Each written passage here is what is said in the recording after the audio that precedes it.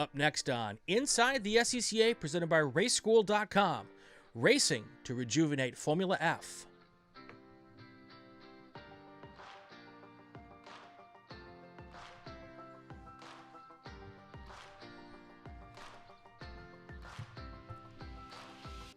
Welcome to episode, we're going to guess 211, maybe 212 of Inside the SCCA.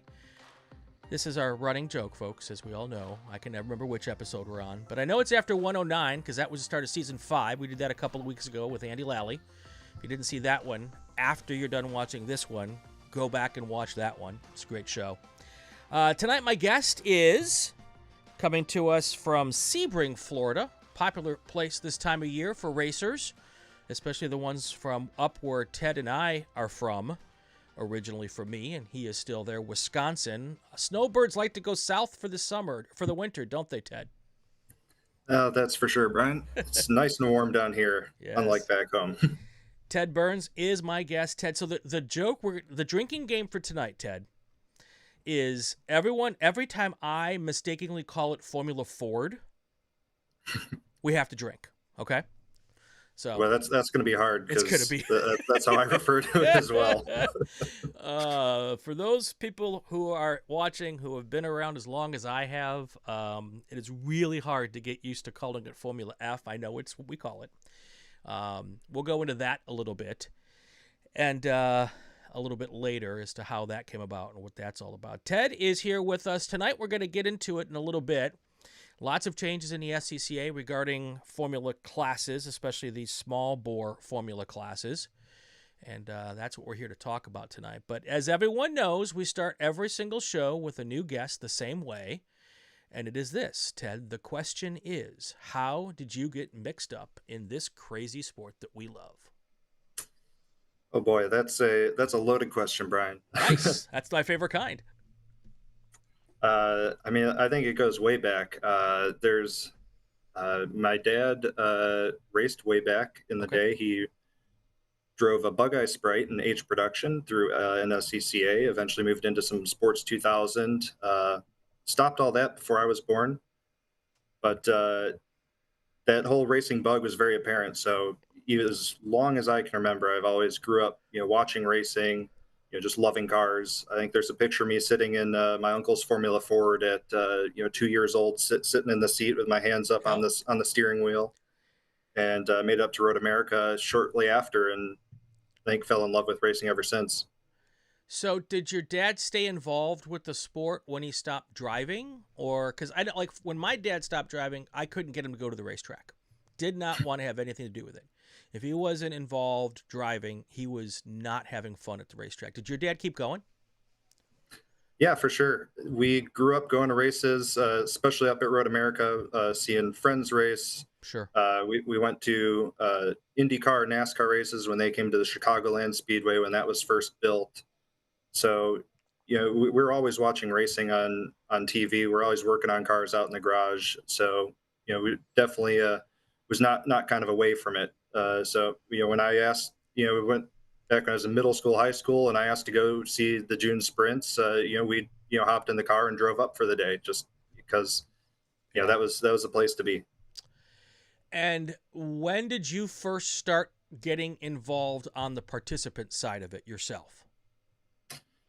That wasn't until much later. So I'd say I started back in kindergarten with, sim racing. I was playing Grand Prix Legends when I came home from kindergarten at 4 years old.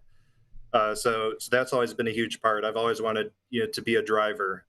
Growing up, it didn't really pan out. We didn't quite have the finances to do that. So I was playing other sports like most kids. I was in football, lacrosse, and I did marching band through college even. And it wasn't until I was most way through my engineering degree that I started making some money through co-ops, internships, and I got into go-karting myself. So I think I did my first competitive club go-kart race at 21 years old. Wow, that's actually pretty late these days for kids your age, people your age. 21, a lot of kids are karting, you know, at 7, 8, 9 years old and through their teenage years. Did you think it was an advantage to wait a little bit longer or a disadvantage? Looking back, I was always thinking about the racing and the driving. So there was always that passion there, and kind of following the how-to videos and the tips and tricks and stuff. So I watched a lot of what to do, but hadn't actually ever done it. So I think I missed out on quite a few years of that.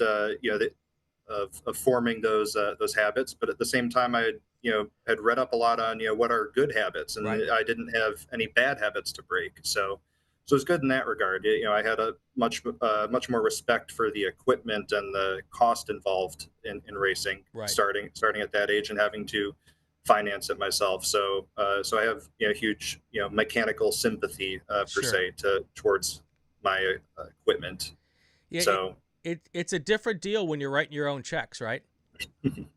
yes, for sure. It's because if you get in a tussle or get in a wreck, sometimes you can't race the next week. Right. Right. So Dad was in a Bug Eye and an S2000. You said it's your uncle who had the Formula Ford, because at the time that was a Ford. Yeah, yeah. And so I say my uncle, he's actually just a really good family friend. He Okay. and my dad grew up to grade school together, but he's always been my uncle Dean to me. And Nice. so yeah, growing up, he had a Formula Ford. I think at that point he was vintage racing it. It Okay. was a 1970 Titan, Okay. and he was always out there battling in the vintage races up at the pointy end of the field, and so it was a lot of fun growing up watching him. He had a couple other cars.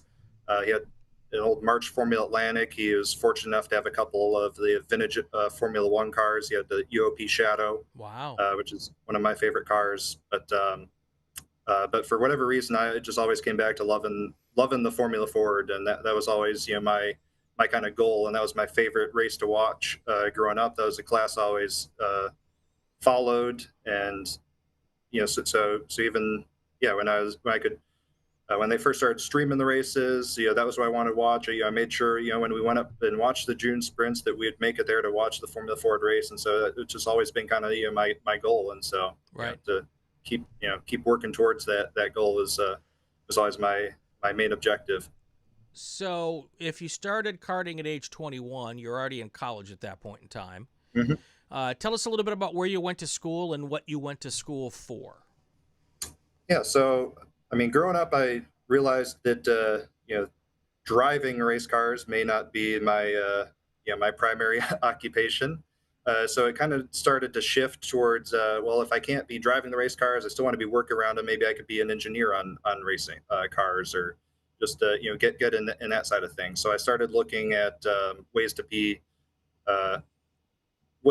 involved in racing, but from the engineering side of things. And so that led me to looking towards big engineering schools around the Midwest. Growing up in the Chicago area, I was looking at a lot of Big Ten schools, and I discovered on one of my college visits this program called Formula SAE, Right. and I went through. It was actually at the University of Michigan. I went through the shop and saw the car, and was immediately like, "Oh my gosh, this is Right. this is what I need to do. This is what I want to do." And so then that immediately narrowed my search down to, okay, what schools have Formula SAE? How can I get involved in that? And that really kind of shaped the rest of my you know visits to college. And so I found University of Wisconsin in Madison, and joined the SAE team from pretty much day one on campus when they had engineering bash, and Sure. was part of that team throughout my college career. And so that was very important in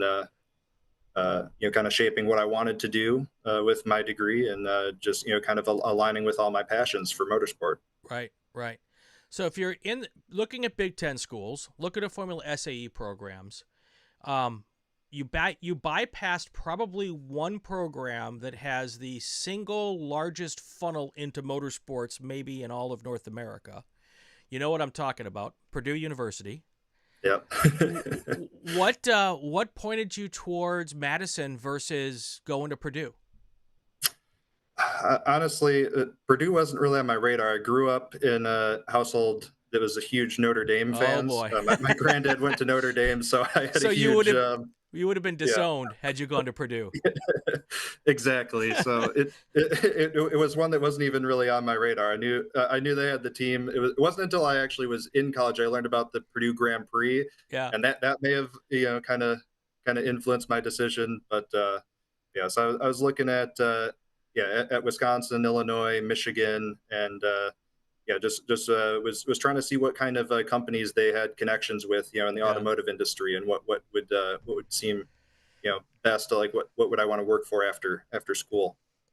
A good friend of the show, Nicole Stout, she's an engineer for Goodyear Tires, Goodyear Racing Tires. She went to Purdue. I'm sure she will forgive you. But is there a lot of rivalry in this business, like that kind of stuff? Like now when you're out and now you're a professional engineer, we're going to get to that in a minute. Do you, being a Wisconsin engineering guy, and you got, I don't know if you run into the Purdue folks or any of the other schools, do you guys give each other a hard time about that? Not really. Okay. It's I mean, it's more like, hey, you're also Big Ten. Yeah. That's cool kind of deal. It's I think at the time there's a little back and forth, but even then, when I went to the Formula SAE competitions and stuff, it was more like, hey, we're kind of like we're Big Ten teams. We're fighting the Europeans, we're fighting the Canadian teams. Right. Stuff like that. So we would kind of band together, and we wanted to beat them and be the best in the Big Ten, but there's a lot of camaraderie there, and mutual respect for what everyone does.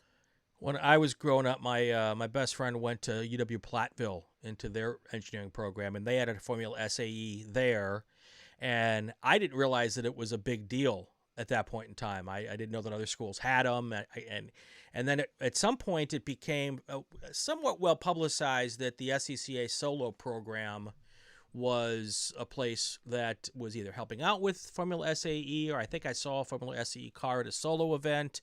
And then I began to understand how widespread those programs are. So, how much did you learn through that? Was Formula SAE more valuable than your actual classwork? Oh, for sure, because Yeah, it was immediately applying everything that you learned. right, If you went and learned something in class that week that every single class I was taking, it was I was looking at it in view of how could this make our race car right, faster? How could I apply this, to the race car? And so that's just how I viewed every single class. And so, you could immediately get out there and immediately apply those things and, start getting that hands-on experience. right. And not only for myself, but a lot of friends, that just pays huge dividends, when you start looking for jobs, graduating from college. And it's just invaluable what you learn being a part of that team and going through that whole design process and in Right. a very very short time frame. Yeah, our first Formula SAE guests on Inside the SCCA were USC, University of Southern California, their program, and we had them on. Good people there, and yeah, I have to imagine that through networking, and when you put that on a resume for your first job out of college, people recognize that, especially in the motorsports world. And that certainly has to give you, maybe one tiny step up the ladder when you're competing against other people for those jobs. Yeah, for sure, because it just immediately shows that you know how to apply what you learned in school. You're not Right. just book smart. It's that you understand kind of the process of things, and that you can do as an engineer. It's not just all on paper. Yeah. So Darren Papworth is in the chat. Richard Jones, I know Richard well. He's in the chat. He asks, "What kind of engineer did you become coming out of UW?" yeah, so I'd like to say it's aerospace engineering. My degree is actually, it's called engineering mechanics. University of Wisconsin doesn't offer aerospace, but they offer it under the engineering mechanics and aeronautics type banner. So it's kind of like mechanical engineering, but didn't really focus on the actual manufacturing aspect of things. Went a little bit more into physics. Right. So it's yeah, it was tricky, but I feel like I got my manufacturing experience working on the car and doing all that. We had 22 people in the chat. If you haven't liked, hit the like button. If you haven't subscribed, hit the subscribe button. If you want to leave a question, leave it in the chat, and I will get the questions asked throughout the show here. So Ted Burns is our guest here. So did you go right from college to your current role now, or was there a step in the middle? Because I haven't asked you why you're at Sebring yet. Yeah, so actually I needed a summer job coming up to my last year of college. So I still had 1 year left, and was like, well, it'd be really cool to, you know, do something, racing related. And so I started looking around and discovered that there was a car racing team 10 minutes away from campus. So I was like, cool, I don't need to move, relocate. I sent them an email, and got a reply back, went and interviewed, and I started, I think, 4 days later on that Monday. That was back in 2018 with Kelly Moss, and I've been there ever since. I worked there through my last year of school, and they hired me on full time once I graduated. And that, I guess, is why you're at Sebring, right? Yes, for sure. Down here with Kelly Moss, we're getting ready for the Porsche Carrera Cup and USAC Sprint Challenge seasons with our Porsche Cup cars and Porsche Caymans. Very cool. Very cool. I've been fortunate enough to travel to races as part of work and everything, and it sounds glamorous. I work in the racing world and everything, and I'm sure, like me, I wouldn't trade it for anything. But it's a lot of work being on the road and doing all that, isn't it? Yeah, there's some very long, very hot days. I think the shortest day we have at the track is 12, 13 hours usually. And they can go up to 18-hour days sometimes if you have stuff go wrong.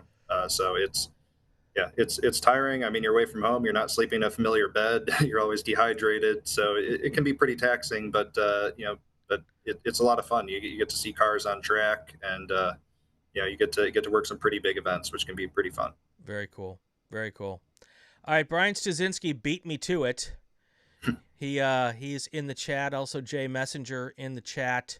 Let's talk about the runoffs. You had a pretty good race there, didn't you?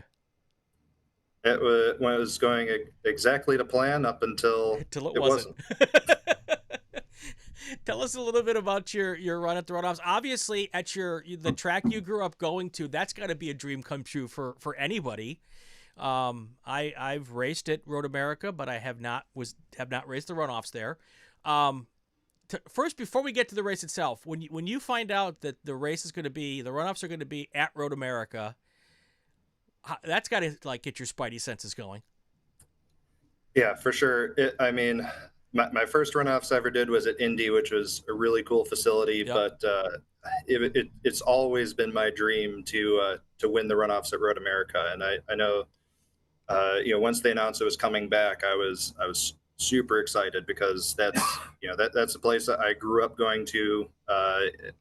Spent so much time there. I think I spend still over a month of the year there at that track every year, between work, fun, and my racing. It just holds such a special place in my heart, and so that's still my goal is to go win the runoffs at Road America. So I still have one more year to try and do it. Before. There's no guarantees they come back there. So so that was my goal, and a lot of fun.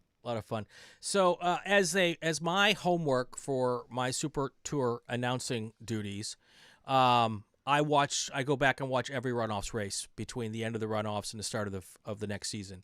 And I'm so busy when I'm at the runoffs, and I don't get to watch every race because I'm producing our shows. But I didn't remember how good that race was until I went back and rewatched it, and I was like, holy cow, that was a barn burner. Richard Jones asks about how you feel about the small bore group being dropped from Hoosier Super Tour. We are going to get to that in just a minute, Richard. That is the part of the show that we're actually why we're doing this show. So stay with me. Don't go anywhere. It was a great race. I mean, you didn't finish as well as you would have liked it to, but you guys put on a fantastic show. Yeah, and I think that that's just Formula F racing. Right. I think everyone in that field, we've had a couple races, even at Road America that year together so far. It was the first time we had everyone in that group. I think I raced pretty much everyone in that field there before, but that was our first time doing it all together. So we kind of knew what to expect from each other. You kind of who you could lean on, who was going to be aggressive, and really gave us a good feel for the dynamics of the race. So there was, but being Road America and being a draft dependent car, there's always a lot of unpredictableness there. So there's you have to have a lot of trust with the guys you're racing against, because you're going wheel to wheel at very high speeds, and these cars don't take kindly to any sort of contact. No, they do So not. it was very intense racing, but we, like I said, we had some practice throughout the year leading up to it, and it's not so much, you can't really go in that race, especially the runoffs, with a plan in mind, but you can just think through all the different scenarios that you're going to encounter, and look back at your previous videos there, the previous races, and try and plan for all the different scenarios, and just kind of have all that rolling in the back of your head, what to do when you encounter something. Do you still sim race? Yes, for sure. How much of sim racing now is a tool for you to prepare for either the upcoming race or a new track you're going to? How do you use the sim? So I get asked this a lot at work, primarily by our professional drivers, our gentleman drivers that we go to work with, and I like to say the greatest benefit of the sim is actually racing people Right. and doing the wheel to wheel races. And I think there's a lot of benefit in just driving the sim to learn tracks, but it's more for kind of like a sighting purpose. I know where the corners go. I kind of know the general line. You can't use the sim like, oh, I can brake at the 3 board into here. I need to carry 82 miles an hour Right. into this corner. You can't use a sim like that. So you can't try and make it too realistic. You want to have it resemble your car. So I make sure I have pedals that have the same throw that my car does. So I'm just getting used to that muscle memory, and I'm working on my techniques when I drive. So I work a lot on technique, and I do a lot of wheel to wheel racing. So I primarily do iRacing, and I'll be on 4 or 5 nights a week, just running official races with random people around the country, or sometimes it's people I'm familiar with racing, but always trying to push myself, and the greatest benefit I find from that is the racecraft Yep. aspect of it, because the racecraft, you're still trying to outsmart someone else, and they're trying to beat you, and you still have to drive the car the same way you would in real life. So there's a huge mental aspect to it. Like I honestly, I get more nervous for a sim race than I do racing the real car. Yeah, definitely. Which is interesting because you don't have the risk reward of the sim racing, as far as either hurting yourself or the equipment. But I always was remarkable to me was how intense it can be, especially if you're trying to do it seriously, without ramming over people, and which is sometimes an issue with sim racing. I think it does a really good job of mimicking the intensity. It does, for sure. And yeah, like I said, it's intense, and people are trying to outsmart each other, and it's so cool the people you can come across in sim racing. I was doing an official iRace with in the USF 2000 car, and it was just happened to be at Road America, and Will Power hopped into the race, and so we're battling it out, back and forth, and he surprised me a couple times with certain moves, and into some of the corners. It was like, oh my gosh, I thought I had that covered, and he still, was able to surprise me and stuff. And I ended up, holding him to the inside. We went too wide through 14 on the last lap, and I beat him at drag race to the line. And he came on the chat, afterwards, and told me it was a good race. And so it's like, oh my gosh, this is this is a guy I've seen Yeah, win the Indy 500. That I'm able to race against, and learn from, which is just that's invaluable to me. yeah. Let's get one more question in about you and your racing before we get on to the topic of the night. Jay Messenger asks, tell us more about your mental prep for a race. Yeah, so it kind of depends on what race I'm preparing for. So when I'm preparing for like a new track that I've never been to before, I'm going to go try and find some videos of other cars racing there. Primarily, I'm going to look for first Formula Ford videos, if there's any old runoffs videos from somewhere like that, and just kind of get an idea of where the overtaking spots around the track. What's kind of the general line.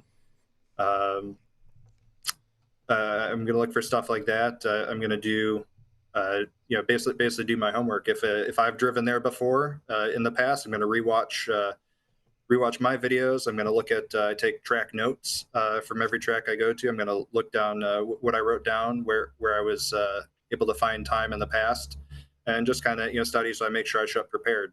When it's a bigger race like the runoffs, I think I start a month or two in advance, and I'm watching the old runoffs videos. I'm like, okay, where was the winner when we started the last lap? Where did he make his pass? Can you draft past out of 14 to the line? Or do you want to be leading out of the line? Very important things like that. Like I knew the winner at Indy was going to be leading out of the final corner because you could not draft by the line. But I knew at VIR and Road America, you might want to be the car behind. So it's so all of that and how that plays into your whole race plan and scenarios, because in those races, like I said earlier, you can't really have a plan sometimes. Yeah. So and that's actually something you can game plan in the sim a little bit too. You can practice those scenarios in the sim. For sure, and like I said, practicing those overtaking opportunities, that's where the sim really comes into play. And I think the greatest instance of that is it was end of 2023. I was doing most of the FRP Pro Series, and I went and did a race at Summit Point, which I had never been to in my life, in real life, but I'd driven thousands of laps before on the simulator. And I immediately went out, and it felt like I'd been at the track before, and I was right up to speed. I think in the first practice, I finished second on the timesheets, and this is like the season finale. And second practice, I was P1, and I actually won the first race of the weekend, which is my first ever win in the FRP series.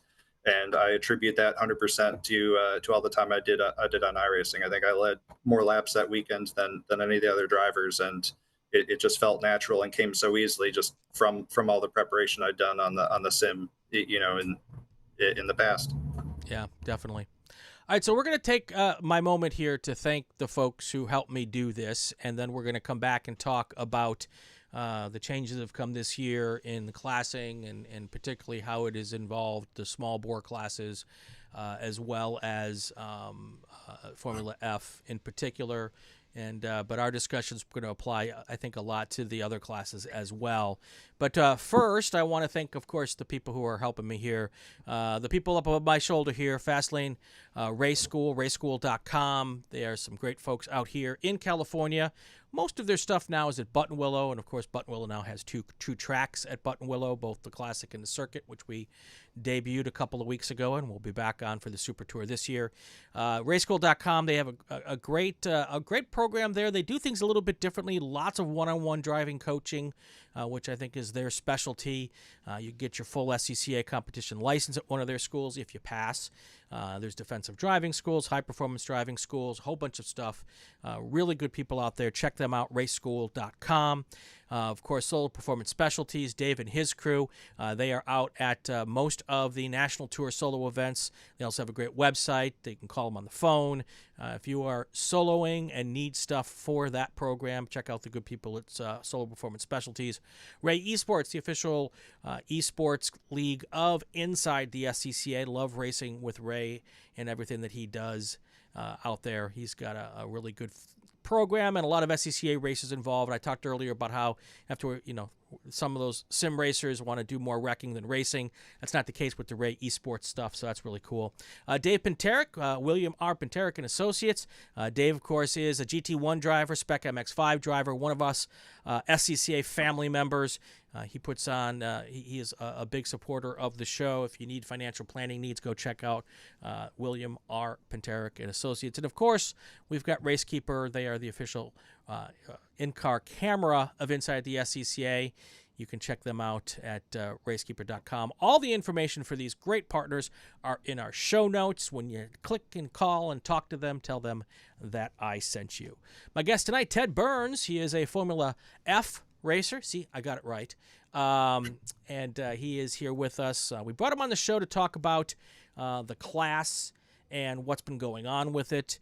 And for those who might not know, for those who are living under a rock, if you're an SCCA member, you probably are familiar with what's going on. But there's been some changes this year, how the Super Tour is working, how the qualifications for the runoffs are. And one of the big changes is that the small bore race formula group is not going to be at most of the Super Tours this year. And we'll get into that a little bit as well. First, and a lot of it has to do with numbers. That's how they came up with the decision-making process. You've been following Formula Ford for a long time, even though you are not as advanced in age as other people. There was a day where Formula Ford was easily 25 to 35 cars pretty much every weekend at whatever race an SCCA region would put on. And that is not the case anymore in most cases. Have you thought a little bit about why that happened? Yes, I always try and think about what happened and why we can't get back to that. And I mean, there's no very clear answer, Right. unfortunately. So I think some of the brainstorming we've come up with is obviously cost is always a big one, and I think a lot of technology advancements from back in the day, which I think helps and helps the racing, but it can overwhelm some people. It can. One of the things that interests me is we have got a guy, and you may know him if you were at the runoffs at Indy. You might know Jason Pribble. He's also from your area. He's now racing in Europe, and he went the first year and last year and raced a full season in British Formula Ford. There is no lack of interest in Formula Ford in Europe. No lack of interest in Formula Ford in Britain, in the UK. So I don't completely buy all of the. I don't know why it's not that way here anymore. Although I do have a suspicion. In Europe, you almost can't get to the next level without doing a season or two in Formula Ford. Even if you have, I'm sure there's always people who could just write the check and go. But I get the feeling that even the people who can write that check, before a team's going to put you in your car, they kind of want to see you prove yourself that at least you're not an idiot behind the wheel by doing a season or two in Formula Ford. They might do the Honda engines over there too. And that's not the case here. There's a lot of different routes to move up if you're a youngster wanting to go racing. Yeah, I think that's definitely a big side of it. I think they really have that cemented in as kind of a ladder, and they have the Formula Series at each level to really aspire to and try and move up that ladder. I think that can be kind of lost sometimes here in the U.S. At least on a large national scale. I mean, I think I'm a huge fan of IndyCar, but I know it's really fallen off, since the split back in the '90s as far as the solid fan base, and they're trying to reestablish that ladder with the Road to Indy, which I think is a great idea. But I think it's kind of lost sometimes. How do you get into that Road to Indy? And I still think Formula Ford is a great stepping stone to that, and I think we have a lot of graduates from the class that are, exceeding on that road to Indy, doing it exceedingly well, and just just a step above everyone else at their level, because they've come up through the car and they've learned so much. So Yeah. hopefully, more people with the funding to go into those pro series that see that, because if you get the young talent, the money involved in the class, that will just I think attract more people and a broader base. Yeah, Jason was number one guest, episode number one on Inside the SCCA, and so I've been following his journey real closely. And the other thing I noticed when watching the races over there is that, and all of their races, even the minor club level races, are streamed live, which I also think is a positive for amateur motorsports over there. That we're doing good with the Super Tour, and I do the Cow Club races, and Greg does the races for DC region. But if more of our regions would stream their product and find a way to make that happen, that would be a great way to get more people involved. But that's a different discussion for a different day.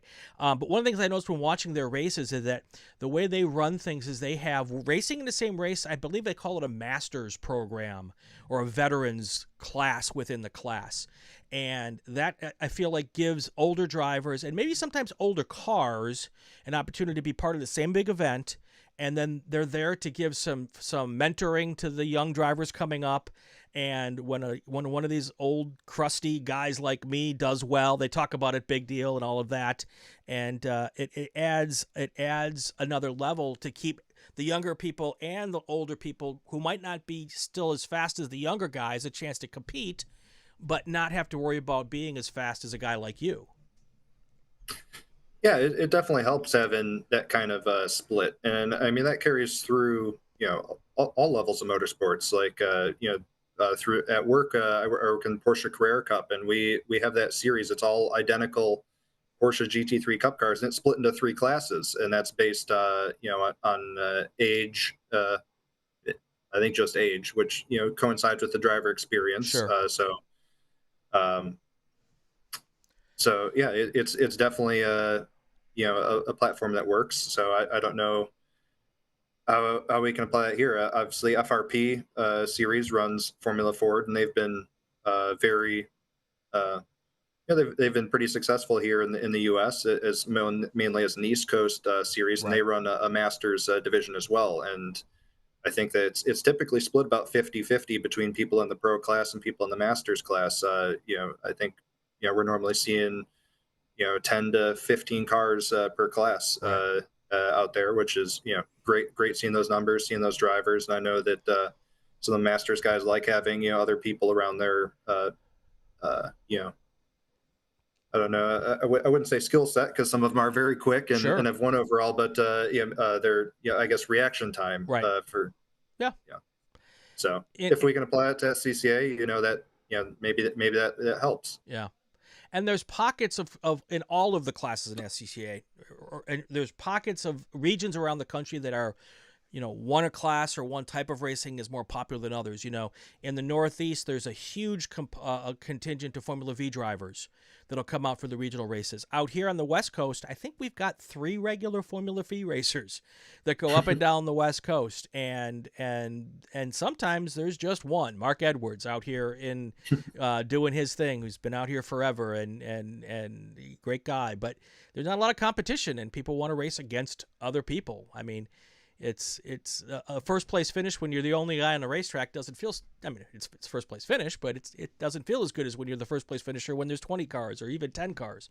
So, so with all the changes that have happened, I guess my first question, and I'll ask the question that Richard wanted me to ask.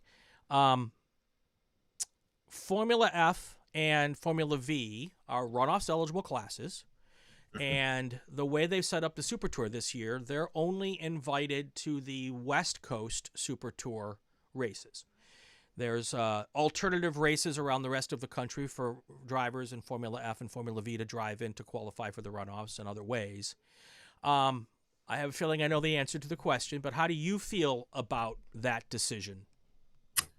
I was really bummed I last year I tried doing a couple of the Super Tour rounds, and they were a lot of fun. I had a blast. I did. I tried some new tracks. I went out to Watkins Glen for the first time, and just had an amazing time racing the Super Tour out there. And uh, as a driver, I aspire really to win the runoffs, but I also wanted to do the Super Sweep. Mm, And there's only been one Formula Ford racer to ever do the Super Sweep, and that's Neil Verhagen. And he's currently racing in IMSA, in the GTD Pro car. sure. Uh, so, and I had the opportunity to do that at Road America. So that was a huge goal of mine. So it's a major bummer to not be able to try and achieve that. But I really like the Super Tour races because they had the live streams. They were they had the big fields, and it was more of a bummer because like you were saying, we had a huge contingent of drivers, in the Midwest and in the Northeast, in the small bore formula groups that showed up to these races. We were far from the smallest class in our region, so having them, only allow, us to compete at the West Coast Super Tours was kind of um, it was a big setback. I figure, I felt like they could have been a bit more regional with what classes that they cut out. I mean, there's no lying. We didn't have quite the numbers at some of the events, especially the mid states, or I think southeast. We're lacking a bit. So to group the whole country together based on a couple events, I didn't think was quite fair. So Yeah. It does come down to a numbers game, and we've talked about right off the top of this part of the discussion how Formula Ford, Formula V for that matter, Formula 6, their numbers fell off so far that they, have even lost their ability to go to the runoffs altogether. Um, you are among a group of people who are working hard to the title of the show, Racing to Rejuvenate Formula F. There's been other classes that have had low numbers. B-Spec was one of them, and work was done amongst the people in the class to bring it back to be what is now one of the more successful classes in SCCA. I know there are people in Formula F and Formula V and Formula 6, for that matter, who are trying to work amongst themselves and amongst their class folks to bring the numbers up. How is that going? I won't ask you to speak for the other classes, but how is that going for Formula F? What are the plans that you guys have come up with? What are the thoughts right now? yeah, so you said it earlier that Formula F used to be one of the largest classes, and there were 30, 40 cars at even the small events, and those cars are still out there. Yes, they are. They're still around, and so basically we're trying to figure out what happened to these cars.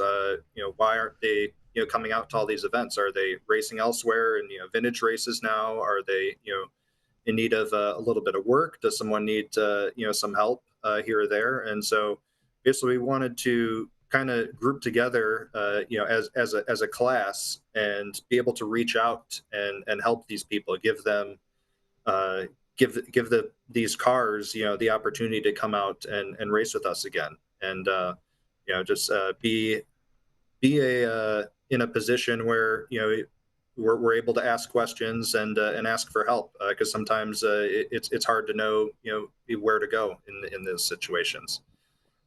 So yeah, we're basically we want to have a huge knowledge trust and be able to get out there and reach those people, figure out what's keeping them, and see if we can enact changes in the in the rules, or in how we run the cars to get everyone back out and racing, because it's like we're saying at the runoffs, with how many lead changes we had, it's intense racing, and it's a lot of fun, and Yeah. fun to watch and fun to race.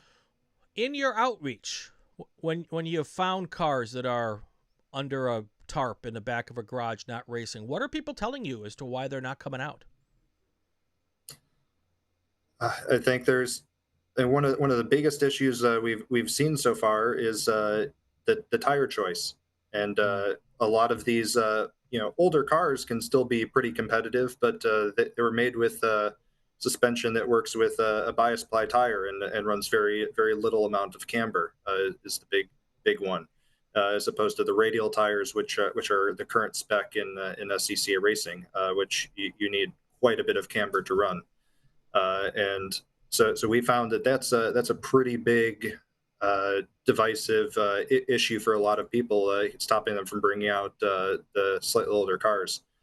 I mean, they're still, they're still Swifts, the 30, 40-year-old cars, running competitively in fields out there. And so, it just goes to show that you don't have to have the newest, latest, greatest to come out and race or have fun or find someone to race against. So we're in the stages of trying to propose a rule change to try allowing some bias ply tires to be used for older cars. Okay. What is one of the things I know that B-Spec did, and I there's a couple of teams out there who built several cars and created arrive and drive programs.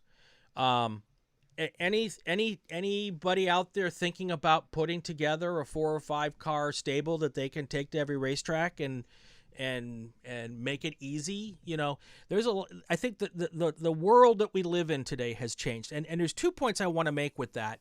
And one, everyone's going to laugh at me, but I am not a man of tiny stature. I am the perfect height to be a race car driver. I am no longer the perfect width to be a race car driver. And I'll be honest with you, I would be in line today to go Formula V or Formula F racing if there was a car I could fit into. So much so that I've actually thought about trying to build a wider bodied car, a wider framed car, because I think there's actually a portion of the population that would go race these cars if they felt like they could get in and out of them safely. Yeah. So there's one thing. I won't make a comment on that, but that's one thing I think is a big deal. And the second thing is, in America, and I guess all of the world these days, there's so much time that we have to do many things, family stuff, whatever. There's a lot of different entertainment options out there for younger folks. Adventure sports has become a huge thing, and that's the type of people who we would get to be race car drivers. And if it's not if there's no easy button to go do this, I think that hurts the numbers too. For sure. I think a lot of people view it as a very difficult thing to do. It takes a lot of commitment and knowledge base to get into, and some people aren't willing to commit that or right away. I mean, obviously, myself, I have an engineering background and I work for a professional race team, so that has a huge step forward in being able to do this myself. But that said, there are a lot of opportunities to race Formula Ford with like an arrive and drive type deal, where you don't have to worry about the car setup, how the car works, any of that. You just have to focus on driving. You can show up and do that. And I think part of that, part of our group trying to get out and reach these people is letting people know that is an opportunity, Right. that you can pursue, that those drives are out there. You don't have to do it all yourself. You don't have to buy the car and do all the work. There's been a lot of established teams. I know they've run in the FRP series that do a lot in SCCA. I know Brian Graham Racing is making a huge push to come try and race in the U.S. and do the runoffs. There's been Cahill, Team Pelfrey. I think there's a team out of Indy, like Arrive Drive Motorsports, and then even down at the club level, I know Jay Messenger down in Texas has his race dog outfit, and he has a couple of cars that he's trying to get kids or people interested in racing into, and just help support the class. So there are opportunities out there for anyone who wants to drive, but isn't sure if ownership is the path for them. Yeah. Tony Stefanelli in the chat says that there are several teams that do have cars available to rent at a rational price. I like the word rational. He didn't say cheap. He said rational. I like that. Texas, California, Florida, and in the Midwest. So here's what's interesting. I am pretty connected with the club and club racing. Through the podcast, I follow a lot of things. I'd like to think I'm probably one of the more knowledgeable people who are doing what we do here. I didn't know that, Tony. I did not realize, that there are those opportunities. I've never looked for them. That's probably part of it. But one of the reasons that, let's say a Spec Miata has become so wildly popular is because there's, so many arrive and drive options for those cars. Is there a way, or how can we, and I'll say collective we, I'm part of this process, how can we let people know that those options are out there? And get that out there to the masses. Yeah, and that's one of the main focuses of of our group of Formula F drivers so far. And so we've started by creating a website, Formula F USA, to have it kind of be a landing spot for people. Like you see this class come up, or you see it at the track, and you want to learn more about it. Now you have a easy way to search, a place you can go that displays all this information for you. That's where can I find teams? Where can I find cars? Right. Where do you even race these cars? There's a lot of small club tracks that some people don't know are in their backyard, and right. So we're just trying to find ways to get the word out there to the masses, and yeah. I think just having a landing spot like that is a great way to start. Yeah, I think that's important. And the club got from this group of competitors some flack. I'll even call it some crap for our national convention this year was named Invite. And I know there's some people that took some issue with that, considering that the Formula V, Formula F crowd was disinvited in the eyes of, was disinvited from many of the Hoosier Super Tours, and that invite was somewhat hypocritical. I've invited in every of my shows. I've made a point to challenge our members to bring 5 people to the racetrack this year that have never been to the racetrack before. It's on us collectively to grow the club. The club can only do so much. The staff at National, it's a very small staff. And there's only so much that we can do at that level. But I think it's on all of us to invite people. You might have a friend that if they show up at the racetrack will find this to be the coolest thing they've ever seen. They could be the next Formula F national champion, or a future Formula F national champion. Maybe not the next. Probably take a little bit to get to that point. But you know what I'm saying? For sure. I think we all kind of need to take that onus, and that, we do something really cool, and we need to get that out there. Yeah. And show that to people, and that's, I think, through bringing friends, through promoting it online and social media, and just making sure that we're seen, and that you can race small formula cars. I think Drive to Survive has blown up the popularity of Formula One in the country, and I think a lot of people don't even know that there's opportunities that the average person could get into to race a formula car in the country. What was the website you mentioned? I'm going to try to drop it in the chat. Yeah, it was Formula F USA. Griffin, just give me a second here. I don't like to stop the conversation, but I'm gonna drop it in the chat. I'm also going to put it in the show notes because I want to do the best I can to help all of these classes.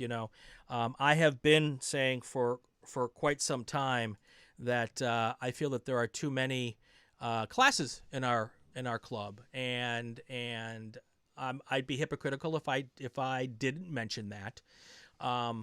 I don't necessarily know that the way we've done this is the right way. I don't know if there is a right way, and I certainly know that there's no way to make everybody happy in these situations. But I do like the conversation, especially when it's respectful and we're actually trying to find solutions and help. So that's why I wanted to have you on the show tonight.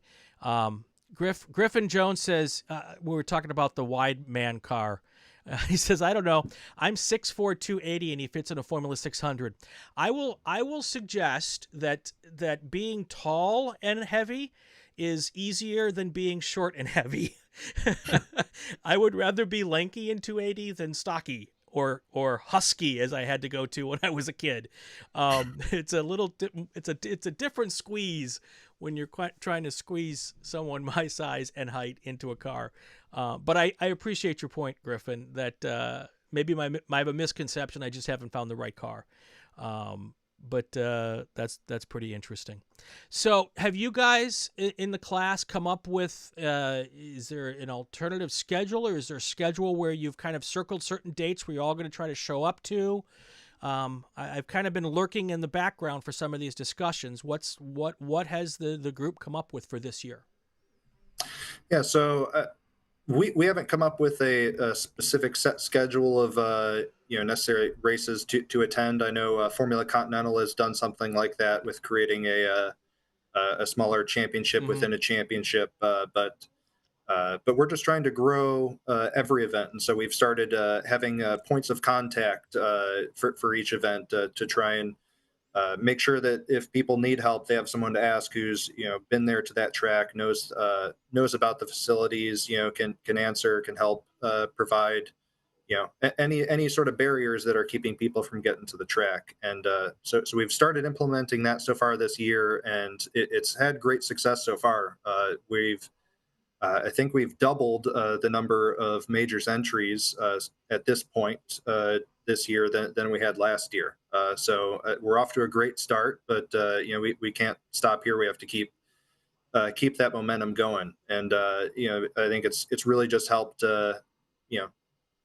get writing everyone down, and now we have a list of contacts of people who have cars, and we're starting to all work together, and that it's realizing that I don't need a whole lot more than I thought to get to the track and to get out there and support the class. And Nice.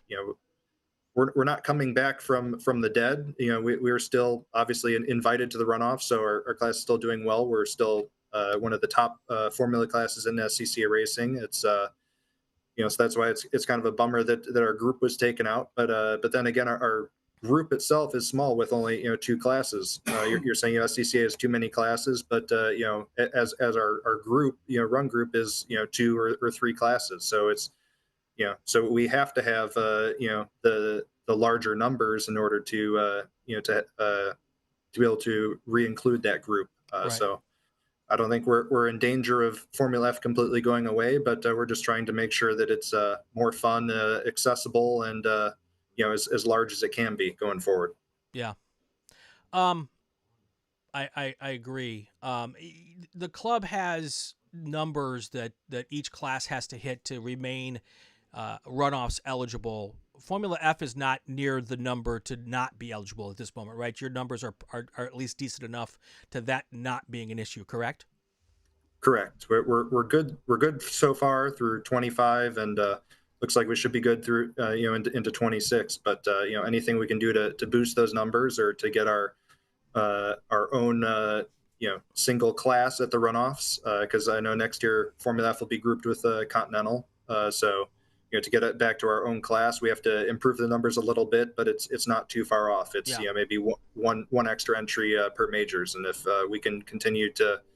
It'd be amazing if we could double it like we've done so far this year. But if we can continue to add one or two guys to every single weekend, it's just going to make it that much more fun, and get that many more people talking about, like, hey, we had a great run out here. I had a lot of fun battling with these guys. Let's go do it again at the next one. Yeah. I will tell you, I've been impressed with the efforts that have been put in, both Formula F, Formula V. Richard Jones says Formula 600 needs this energy. It's unfortunate that sometimes there needs to be a wake-up call to get people moving. But it certainly sounds like you've answered that call, and you didn't hang up, and you are all really motivated to prove the SCCA wrong a little bit. For sure. I think it goes back to we have a mutual respect for each other. I share a track with a lot of Formula V guys. I have to trust them out there. They have to trust me, and But as a whole, we both have to work together to make sure that we're both representing our classes and our run group like we can. So uh, we've been pushing coming up with different ways to make that happen. But yeah, it's we have a mutual respect for each other, and it's a larger small bore formula family. Yeah. We're it's us against the tin tops, I guess. It's this crazy harebrained idea popped in my brain a while back. Unfortunately, it's expensive. But and then there's two issues with this idea. It's expensive and getting dates. But my thought has been, the biggest complaint I hear, and I've been hearing this, I've been doing this since 1988, was when I first sat in a race car at a racetrack with a driver's suit and a helmet on. And the biggest complaint I have heard forever is we don't get enough track time. We don't get enough track time. Every class says this. Every driver says this. And the fact of the matter is, on most race weekends, it's if you get it 90 minutes to an hour or to 2 hours, that's a good weekend, And let's forget about green flag versus yellow flag and races cut short and all that kind of stuff. And I don't know what the dollar figure is. I mean, I guess if you were to double the entry fee would be the dollar figure. But what if we had half our classes race one weekend and the other half of our classes race the second weekend on a different weekend, and everyone gets double the track time because it's half the classes? I don't know if the environment is out there for people being willing to say, pay $1,600 for a Super Tour weekend to be half the cars, but get double the track time. And then everybody would have a place to play. We wouldn't have to have anybody stay home. I throw that out there. Everyone's either rolling their eyes or jumping up and down or saying, hell, I can't pay that. But if track time's the problem, that would be a solution if we can get the dates. And anybody who is watching who's ever been part of a region who's trying to get their dates, we're fortunate. Buttonwillow, Cal Club owns Buttonwillow, so we can, and now there's 2 tracks, so there's a lot more dates for us. But go to Road America and say, hey, we do 3 SCCA weekends there. I think they do the June sprints, the Cat, and I think that, and then the Runoffs. But I don't know that there's more than 2 weekends at Road America normally, right? Like divisional there as well. So there's 3 usually weekends in the fall. Yeah. So go to Road America and say, hey, we want 6 weekends now. And they're going to say, yeah, there ain't 6 weekends. There ain't 3 more weekends for you. That's a tough problem, and a lot of the country is dealing with that too. But I know there are people racing with other series who are paying much larger entry fees than we are and getting a little bit more track time, So I don't know if the appetite is there for that, but I just throw that out there. You don't have to comment on that. But I would love to see people in the chat tell me whether I'm full of crap or not. I mean, I am. I get told that regularly, but in this particular instance, any final thoughts? Any pep talk you want to give the folks out there before we wrap this thing up? We're a little past my hour. Yeah, I was seeing that, but yeah, if anyone needs any help, that's what we're here for. That's what we're trying to reach. If we need engineering help, if you need help coaching, working on the car, you need some help with knowledge, transporting your car to the track, any of the above, that's what we're here for. We're racers. We want to help you get to the track. We want to beat the best. We want to beat more people out there. When the visor's down, we have no friends on track, but as soon as it's up, we're one big formula family. And so there's a lot more people out there pushing to get the numbers up and pushing to help and get everyone out there and have it as much fun as possible, because it's a great class to watch, great class to drive. It's affordable. Normal working family, I think, can support this in a season. So there's no reason that it can't be the biggest class in the SCCA. One more request to like and subscribe. There's 25 people watching and 9 people have liked. That means that there's 15 people out there who didn't who don't like me. Just kidding.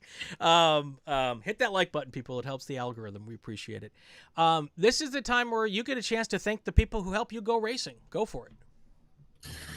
Yeah, of course. Goodness.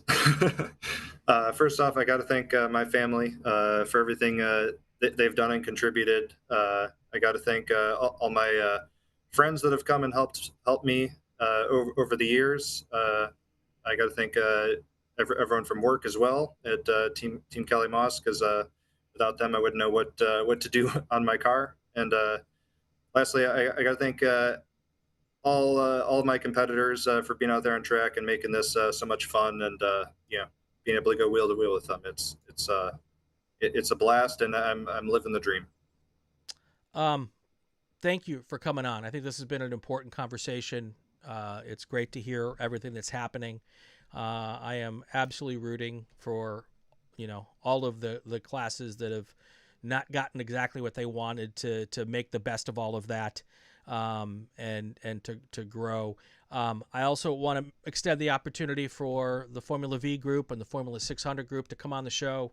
I'll be happy to dedicate an episode to each of those classes. I'm actually going to dedicate an episode to all the classes. I've kind of gotten through many of them over the course of the years. In season 5, we're going to get some more done. But specifically because of what's going on, Formula 6, Formula V, you all know how to get a hold of me, and let's get an episode put together with the folks who are working hard to get those classes and to keep them going and keep them strong. So, Ted, thank you. It's late in Sebring, and I bet you got to get up tomorrow and do your engineering stuff. So I'm going to let you go, and I appreciate you being on the show. Appreciate it. Thank you for having me out, Brian. Thanks for the invite. Thanks for hearing our class. We appreciate it. No problem. That's going to do it for another episode of Inside the SCCA, presented by RaceSchool.com. If you like what you hear or watch, subscribe to the Racing Wire Podcast Network or the Racing Network on YouTube so you won't miss any episodes. It would also be great if you leave a comment, especially if it's a good one. If it's a bad one, put it on someone else's page. Next guest's information on our social media. On Twitter, it's @RaceAnnouncer. There's a new Inside the SCCA every week. I'm Brian Bielanski. Have yourself a fantastic weekend. Stay safe and go play with cars. I'm Abby Shear, and when I'm on my way to an autocross, I listen to the Inside the SCCA podcast.